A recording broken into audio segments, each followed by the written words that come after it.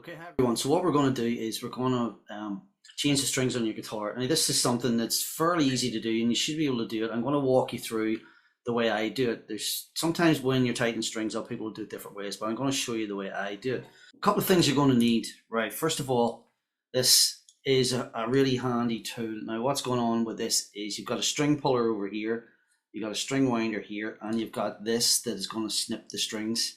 So it's a handy tool, it's all built in on the one thing. Or you could get a string winder like that, that's just a winder, and it does have a string puller on it, but it's not great. This one here is really good. So the 3-in-1, you'll be able to pick one of these up online on Amazon or anywhere online, no problem. So I've got the strings loosened down. So what we're going to do is get them to the point where you can get them right off. So the string winder will speed the whole process up. Right, so we're just going to take these off. So you just do these one at a time. And I'll do it quite quickly, and I'll take one off, and then when you come back I'll have them all off ready to do the next part. Right, but I wanted to show you this. So we're going to pull the string. So we just take the string puller, slip it underneath, and it pops the string peg up, and then just pull it out, and then just pull your string out, and that's it. And then you just dispose of that and do the same thing for everyone. So this really protects your fretboard. It's really handy. Just slip it underneath and then pull the string.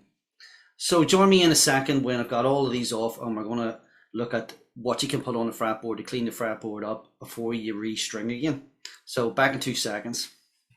Okay, hi everyone. So we're back again. So I've got the strings off. You notice a bit of dust in here. So what I usually do is take a soft cloth and just wipe down all the dust off the guitar. It's a good opportunity to get the whole thing clean because they do gather dust sometimes. The whole neck board, or fretboard, sorry. Now, so what can you do then with the fretboard to clean it up? Well, you may end up with some dirt on the fretboard. Now, there's a substance you can use called lemon oil, which is really good. And I usually, every time I do a string change, I usually clean the fretboard down, get all the rough off it, because it does gather up a lot of dirt. And then we would add some lemon oil to the frets, and it just really gives it a nice kind of clean. You can see this guitar, I've had this guitar a long time, and there are marks where my fingerlings have went in, but there's not much you can do about that now, other than get it re-fretted. What we're doing then is we're going to just spray a bit of this on the fretboard. Now just to show you, this is really, I bought this years and years ago, but you can get all different brands. This is Clayton USA. I'm sure Jim Dunlop actually does it, and it does smell of lemon, but it's really good for the wood. And then we just give the fretboard a good clean every fret, and it does shine things up. But it is a bit greasy, but it does a good job. And then what we do then is just try and lift as much dirt off as you can. You'll see it coming off on the cloth, and it also helps clean up the frets a bit. We've got that done. Now you can spend a bit more time cleaning it depending on how much dirt is gathered up. You know, you think about it, it does build up on your fingernails and stuff, on the tips of your fingers, so it can get quite dirty. Not as easy to see on rosewood fretboards because of the darker colour. Really, that's good. So that's lemon oil we can use for that. I've also got some guitar polish here as well. This is actually Dunlop guitar polish. So you can get all kinds, but this is a pretty good one. And I found it's really nice, and it's good for it's more for the body than it is for the neck. So join me in a minute. I'm going to start restringing, and I'm going to put in on the strings and give you a few tips about that. Again, so we've took the strings off, we've wiped down the fretboard with the lemon oil, and now we're going to start putting the new strings on. So very important when it comes to strings, these are literally straight out of the packet. These are the Dario strings. Right, now there are so many different makes out there, and you can experiment with them, but I find these pretty good. I actually like the ones that are sort of more copper color, and there's a nice tone off them, but they seem to be getting harder to get. So these are phosphor bronze. Now the number here, 10, if you can see that, is how thin this string is here. Really easy on your fingers if you put lighter gauge strings on. Some people don't like them because they don't get as sort of what they would call a beefy kind of sound. They'd rather have them slightly thicker. It's up to yourself, but at the end of the day, if you put light strings on, it's going to be a lot easier on your fingers. So what we're doing then is we're just going to strip these out. These D'Addario ones are handy because they are color coded. Yeah, so that's why I like these, because I like the color. Now, the thing about it is, strings come in different materials. This kind of phosphor bronze, it does give you quite a bright tone. It's like a copper sort of color. Now, usually if you get Martin strings or ones like that, they're going to be more of a golden sort of color, brass sort of color. But I like these because I just like the color, and there's a good tone off them. So while they're color coded, so you really can't make a mistake, but it is easy to get some of them mixed up. So do be careful when you're fitting these. Obviously the thicker strings are going to be a bit more obvious. Just watch out when you get the fourth and the third string down. So we're going to just go from the thickest basically. Now, even your thickest string, so in these it's turning out that the low E has the ball on it is colored gold. So when you're putting this on, I'm not going to have you sitting through every single string, but I'm just going to show you a few things, and then when you come back I'll have them on. Right, when you put your string peg in, what I usually do is pull the string up, push the peg down tight, right, and then run it up the fretboard. Now they always give you loads of extra length, you're never going to need all that length.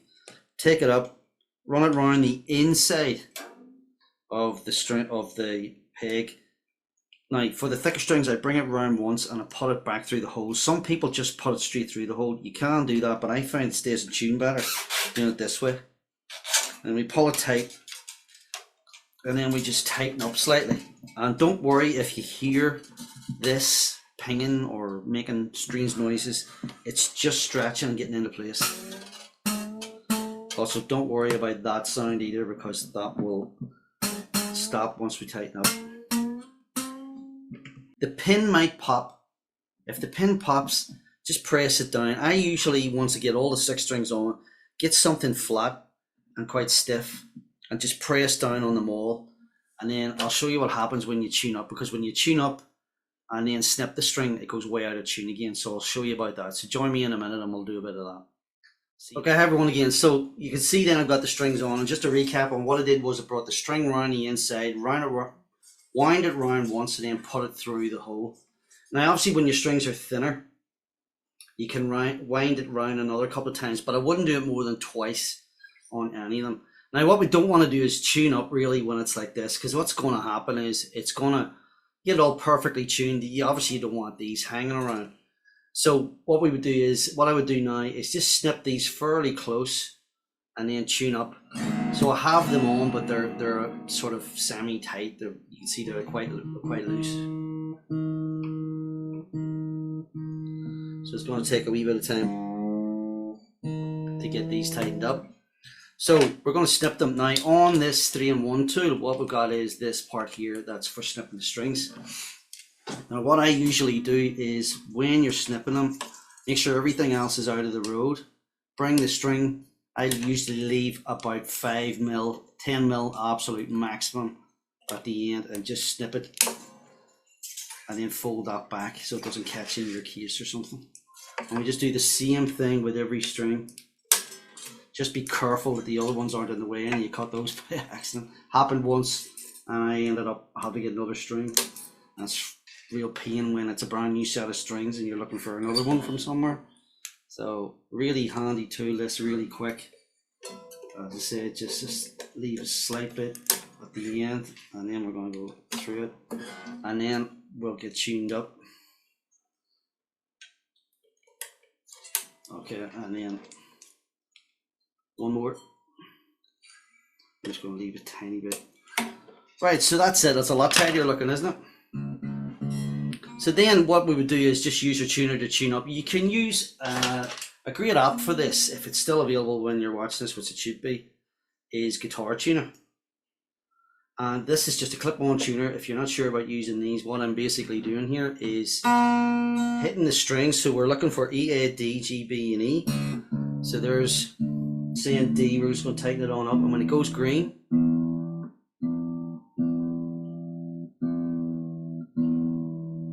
we're in tune. Now it's not going to stay like that. One thing that'll happen, you get them all tuned up, By the time you get back to this one, it's going to be out of tune. Now, another thing that very important that I do when I'm tuning up, I stretch the string. So you take the string out, tug on it. See the note has dropped, the pitch has dropped, tighten it again. Stretch it again. You're taking the natural stretch, so you're saving yourself a lot of time, because when you set the guitar down, they're going to do this anyway. So we're just stretching them gently. There, it's going green again. After 2 or 3 stretches, I would leave it and move to the next one. So I'm not going to have you sitting through every string. We're just going to work through them. I'm going to come back then afterwards, and then that's pretty much our lesson nearly done. So I'm just going to tune every one up just the same way. So when you're tuning, we're just going to tighten it up, get it in tune, tug on it a few times, tune it again, tug on it again, tune it again, and maybe tug on it one, and do that for every single string. These will stretch more, but remember the 2 that are at the far end have the most pull on the neck. Yeah, everyone, so we're back again. So we're more or less attuned. Now, the thing I would say is do be patient when you're tuning up. It is, when you change the strings, it does take a while for the neck to settle. Remember that the tension has been taken off the neck. We put the tension back on the neck and it's pulling tight. So we don't want to be rushing things. So even with stretching the strings again, you can see there, that we're still dropping out tune slightly. So if you play around and do a few things,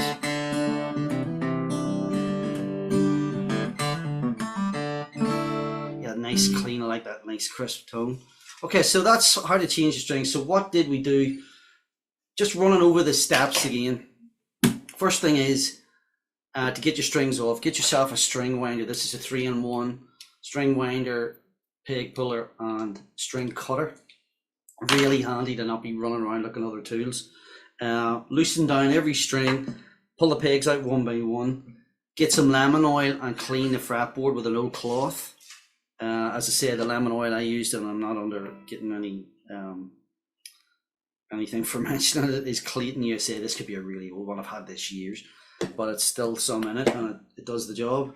Clean down the fretboard and then gradually put your strings on, put the pins in, check all the pins are down really tight when you're restringing. Put them all on, then snip them. Don't tune up and then snip them. You're going to go out of tune. You may as well snip them at the start. You can see there it's nice and tidy. And then just tune up, tug on the string 2 or 3 times, tune it, tug it again, tune, tug again, and go back through them. Even when you get it tuned up after the string change is over and you've got it all done, you set the guitar down, come back a couple of hours, it could be out of tune. Expect to be retuning and tuning for a few days possibly until it settles, and then it'll just, that's not too bad considering. Probably I'll come back later on, it'll be slightly out of tune. So I hope that's clear enough. If you've any questions, do let me know, pop them below, and or get in touch and ask me, and I'll give you some tips if you're a bit worried about doing it yourself. As I mentioned earlier, be very careful of the truss rod thing. Try and not adjust that unless you really know what you're doing.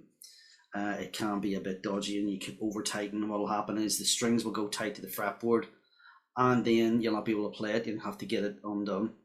So I wouldn't attempt that unless you know what you're doing. But I hope you've enjoyed that, and see you next time.